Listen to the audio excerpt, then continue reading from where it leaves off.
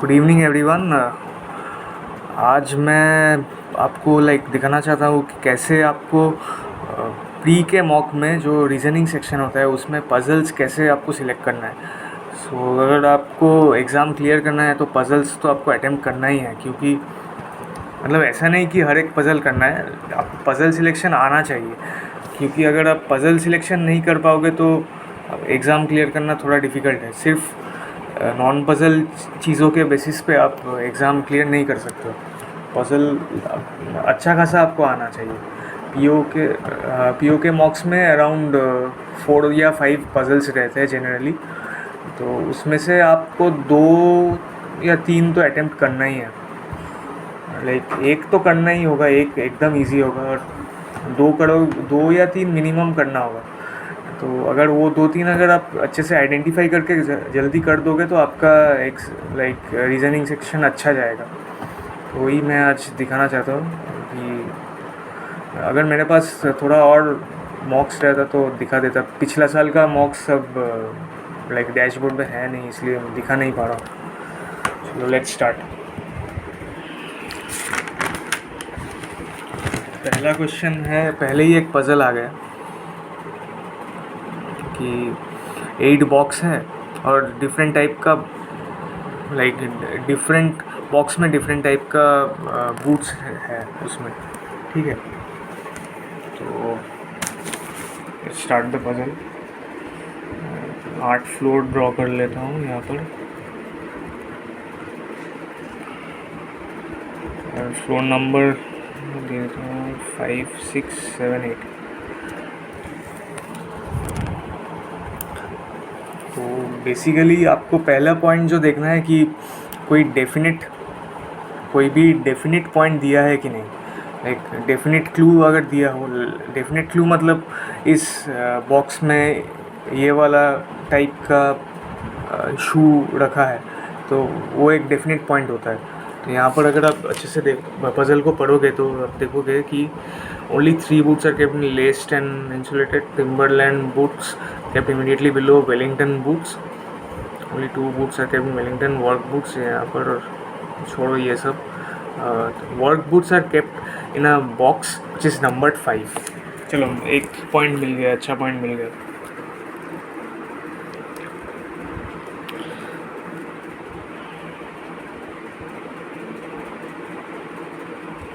ठीक है, अभी नेक्स्ट जो पॉइंट है,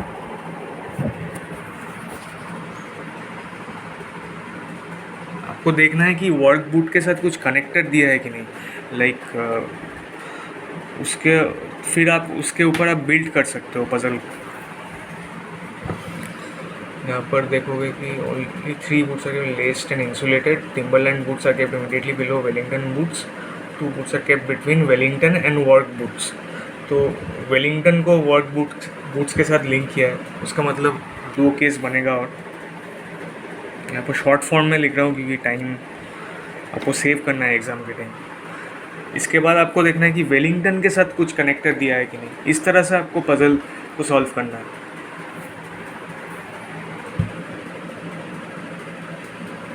Timberland boots are kept immediately below Wellington boots. चलो पहले ही मिल गया। ठीक है,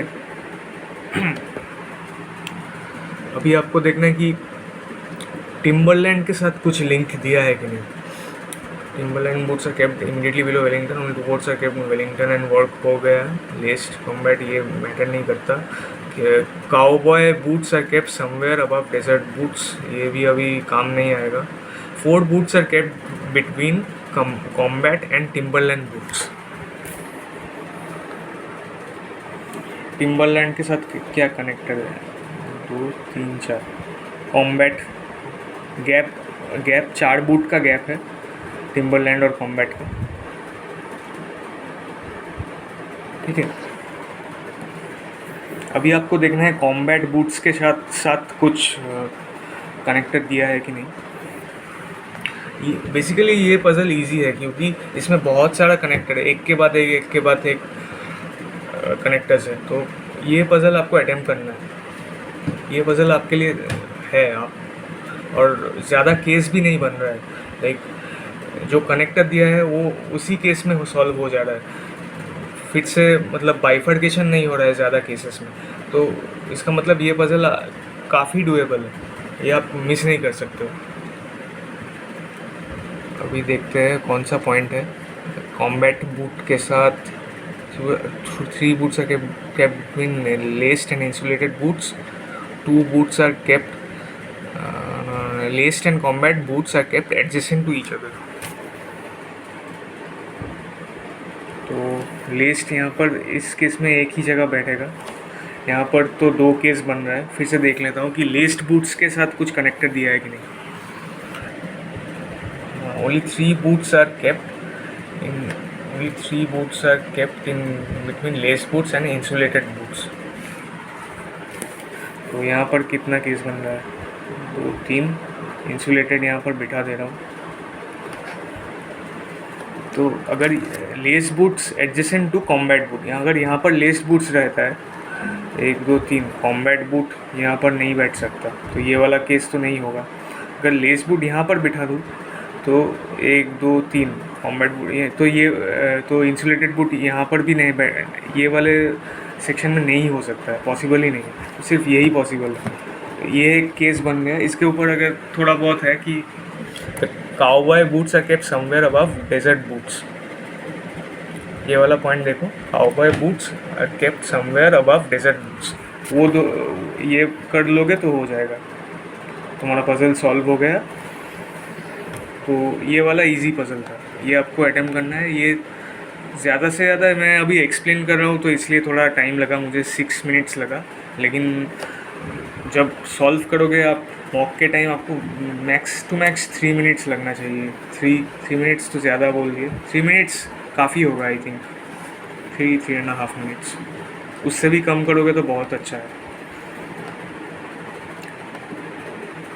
यहाँ पर ये सब नॉन पजल है।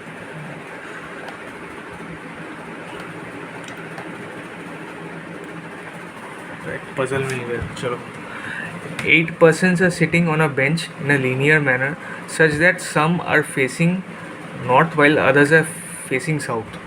ये एक बहुत बड़ा रेड फ्लैग है, क्योंकि यहाँ पर बोला है कि 8 persons are sitting on a bench, ये बोल दिया, लेकिन ये नहीं बोला कि कितना, how many persons are there who are facing north and how many are facing south. फिर भी मैं चलो देख लेता हूँ एक बार कि क्या केसेस दिया है। 3 persons are sitting to the left of Q. फिर ये नहीं बोला कि Q नॉर्थ में है या Q साउथ में है, Q नॉर्थ फेसिंग है या साउथ फेसिंग है, ये कुछ नहीं बोला है। तो पहले 2 केस में ड्रॉ करता हूँ नॉर्थ के लिए।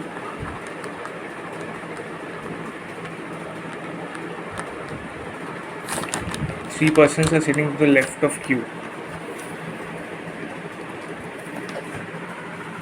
1 person is sitting between Q and O.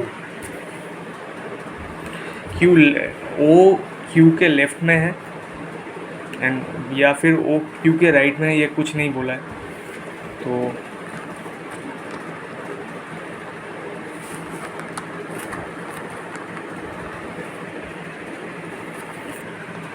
he is sitting to the immediate left of O and he is not an immediate neighbor of Q.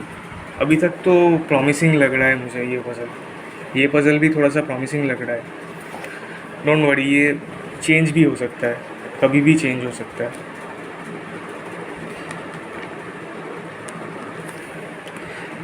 क्योंकि बोला है कि P cannot be adjacent to Q, इसलिए मैं इस side में सिर्फ ले रहा हूँ। एंड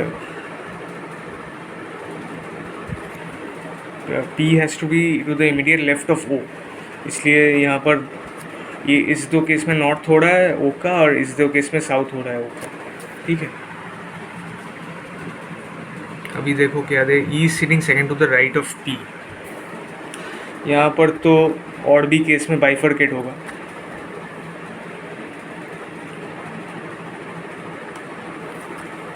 एक केस बहुत लंबा होगा ये वाला, थोड़ा सा टाइम कंज्यूमिंग है, लेकिन आई डोंट थिंक ये उतना इजी नहीं है, थोड़ा लेंदी है। फिर भी मैं ट्राई कर रहा हूँ क्योंकि पता नहीं, हो सकता है ये सॉल्व हो जाएगा लग रहा है।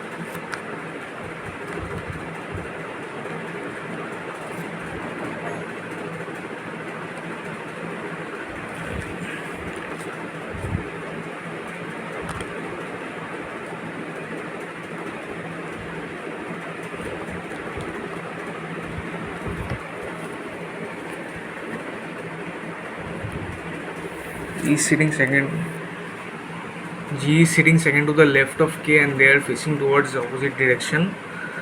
कुछ कनेक्टर नहीं है. G is not an immediate neighbor of H. A is sitting at one of the positions to the left of H. E is sitting at one of the positions to the left of A. ये तो बहुत confusing लग रहा है मुझे, ये वाला skip करना चाहिए. ये टाइप के क्वेश्चंस आप स्किप कर सकते हो, क्योंकि देखो बहुत सारा केस में बाइफरकेट हो रहा है. ऑलरेडी 3-6 केस बन गया और उसके ऊपर और भी केस ऐड हो रहा है. तो ये आप अटेम्प्ट नहीं कर सकते हो. एटलीस्ट एक एवरेज कैंडिडेट के लिए थोड़ा सा टफ होगा. चलो ये वाला पजल देखता हूँ. 7 people A, B, C, D, E, F, G are going on vacation different dates and different dates क्या क्या है, मल्टीपल्स ऑफ 4, 8, 12, 16, 20, 24, 28 और 7 जगह में जा रहे हैं. चलो देखते हैं. 4, 8, 12, 16, 20, 24, 28.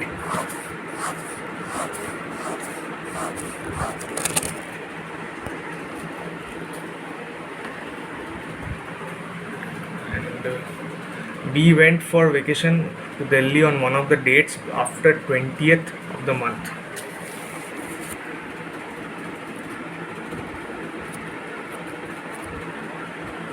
तो आफ्टर 20th मतलब 2 ही केस बन रहा है. 24th and 28. ठीक है. अब B दिल्ली में गया है.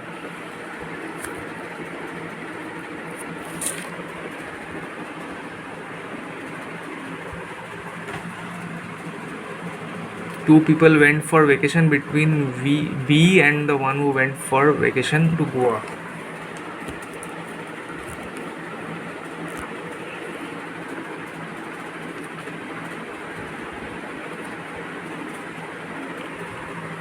The one who went for Jammu went immediately before the one who went for Goa for vacation. देखो कितना सारा यहाँ पर तुमको कनेक्टर्स मिल रहा है. पहले B का दिया, फिर B के बाद B और गोवा में डिफरेंस दिया, फिर गोवा के लिए दिया, गोवा और जम्मू का एक लिंक दिया, क्लू दिया. फिर C who went for vacation to Shimla went immediately before the one who went to Jammu. फिर से एक कनेक्टर मिल गया. तो ये वाला आप छोड़ नहीं सकते. ये वाला आप छोड़ोगे तो आपका, मैंने छोड़ दिया था तो इसलिए मेरा परसेंटाइल कम आया इस वाले मॉक में. तो आप ये वाले क्वेश्चंस आप नहीं छोड़ सकते हो.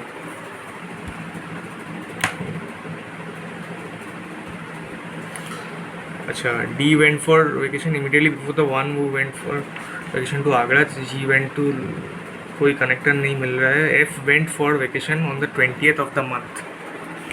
ये डेफिनेट पॉइंट था, ये पहले कर लेता तो अच्छा होता. ठीक है, कोई बात नहीं. एंड उसके बाद दिया है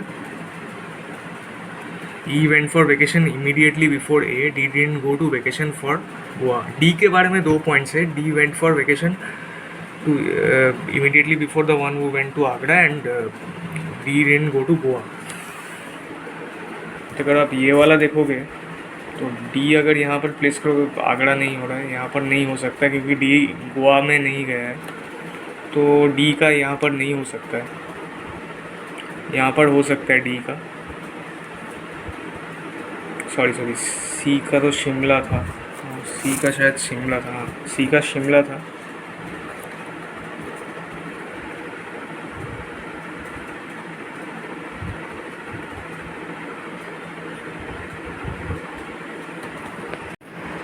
हाँ, तो यहाँ पर पॉइंट था कि D went for vacation immediately before the one who went for vacation to Agra. तो अगर यहाँ पर देखोगे और यहाँ पर और एक चीज़ बोला है डी के बारे में कि D didn't go for vacation to Goa. D Goa नहीं गया है, तो डी आगरा के एकदम पहले गया है। देख, इस वाले केस में देखो डी आगरा के पहले नहीं हो सकता है, यहाँ पर नहीं हो सकता है ना, तो ये वाला केस कैंसिल हो गया।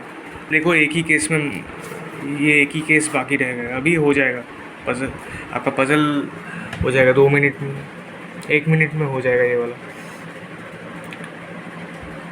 ई went for vacation immediately before A. अभी बाकी कौन रहा? A B C D E F G. G went to Leh as far as I remember. हाँ, G went to Leh and एक है कोलकाता। चलो सॉल्व हो गया। तो ये वाला भी इजी था, ये मैंने मिस कर दिया। ये बहुत दिन बाद एक्चुअली एक मॉक दिया था, इसलिए थोड़ा सा मिस हो गया ये वाला। नहीं तो मेरा इसमें परसेंटाइल 77 आया रीजनिंग सेक्शन में। अगर ये वाला कर लेता तो एटलीस्ट 90 प्लस तो आ ही जाता। आई थिंक 85 प्लस 90 प्लस आ जाता। ये वाला क्वेश्चन इजी है। ये और एक पजल है। 8 people are seated around a square table inwards. Each of them was reading a magazine. 4 magazine है और 8 पजल है, तो 8 पर्सन है और 4 मैगज़ीन्स हैं, ठीक है। और यहाँ पर हर एक पर्सन इनवर्ड फेस है और एक स्क्वायर टेबल है, ठीक है।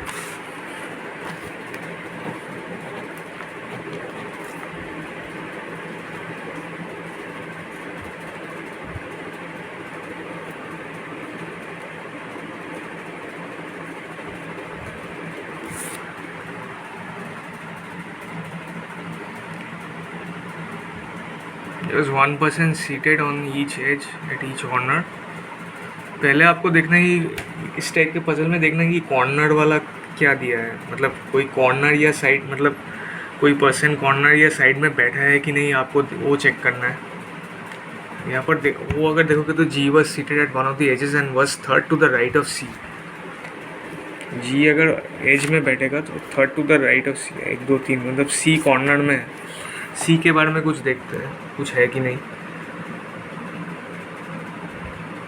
सी was reading Time magazine and was seated at one of the corners. यहाँ पर कंडीशन क्या बोला है कि each magazine was read by exactly 2 people and there was 1 person seated on each edge and each corner. और यहाँ पर no 2 people reading the same magazine was seated opposite or adjacent to each other. No 2 people reading same magazine was seated opposite or adjacent to each other.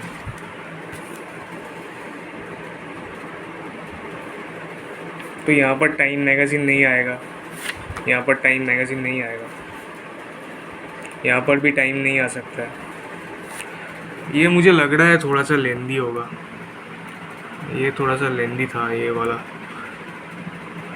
तो ज़्यादा कुछ connectors नहीं मिल रहा है यहाँ पर। सी के बारे में और कुछ नहीं फिट नहीं है यहाँ पर, तो ये वाला पज़ल आप छोड़ सकते हो, क्योंकि आप ऑलरेडी 2 पज़ल अगर हो गया है तो, और नॉन पज़ल ऐड करोगे तो बहुत सारा क्वेश्चन हो जाएगा। ये आप लास्ट में ट्राई कर सकते हो बाद में, लेकिन पहले अगर आप ये करने जाओगे तो बाकी क्वेश्चंस कम अटेम्प्ट हो सकते हैं। तो इस टाइप के पज़ल से आपको थोड़ा सा बच के रहना है। यहाँ पर देखो ज़्यादा कनेक्टर्स भी नहीं है। पहले वाले जो क्वेश्चंस थे उसमें देखना कि बहुत कनेक्टर्स थे, इसलिए जल्दी जल्दी हो गया वो वाला। बट इसमें थोड़ा सा कन्फ्यूजन हो सकता है क्योंकि ज़्यादा कनेक्टर्स है नहीं। एंड उसके ऊपर दे हैव गिवन सिर्फ 8 लोग हैं एंड 4 मैगज़ीन है। इट्स नॉट लाइक 8 लोग हैं एंड 8 मैगज़ीन होता तो फिर भी थोड़ा सा इजी हो सकता था। तो इस तरह से आपको करना है। ये प्री के क्वेश्चंस, प्री का जो पज़ल सेक्शन है, रीजनिंग सेक्शन है, आपको इस तरह से करना है। नॉन पज़ल तो आपको अच्छे से प्रैक्टिस करना है, और पज़ल पहले आपको अच्छा ग्रिप लाना है, बहुत ज़्यादा पज़ल्स करना है, और इस तरह से आपको सिलेक्शन करना है। पहले जिस टाइप ऑफ पज़ल में ज़्यादा कनेक्टर्स रहेगा और ज़्यादा मतलब केसेस में बाइफरकेट नहीं होगा, उस टाइप के पज़ल्स को आपको प्रेफरेंस देना है, फिर आपको अच्छा मार्क्स मिलेगा। ठीक है, तो यही मुझे बोलना था आज इस वीडियो में, मुझे यही बोलना था। Thank you for listening, and अगर अच्छा लगा हो तो डू लाइक एंड सब्सक्राइब।